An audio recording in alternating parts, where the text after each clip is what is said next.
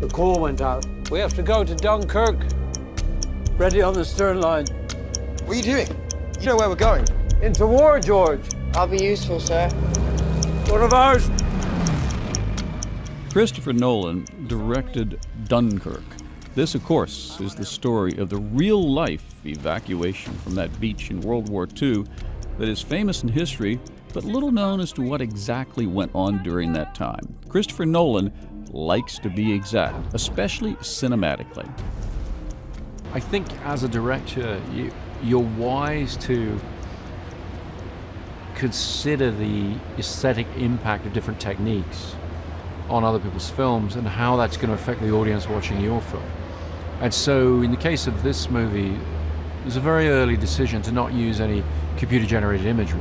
Yes. Because I have found in cinema that there's a very poor matchup between the patina of computer animation and the World War II subject matter, the period. For some reason, whether it's color, reproduction, whatever it is, there's something in that artifice that doesn't gel as well as that. And so in terms of choosing our techniques, we chose more old-fashioned tricks.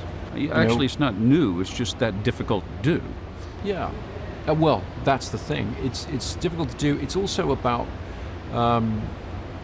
how our expectation of imagery has developed over the history of movies. And so when you're filming an aerial battle, for example, people are very used now to seeing, whether it's GoPro footage or whatever, they have a real understanding of the possibility of getting a camera right on somebody's, right in their ear, right on their shoulder as they go through some very intense experience. And so we're using IMAX cameras, which is a lot more challenging than GoPro cameras, but we've got to achieve that same level of reality and subjectivity. We've got to take the audience on that journey.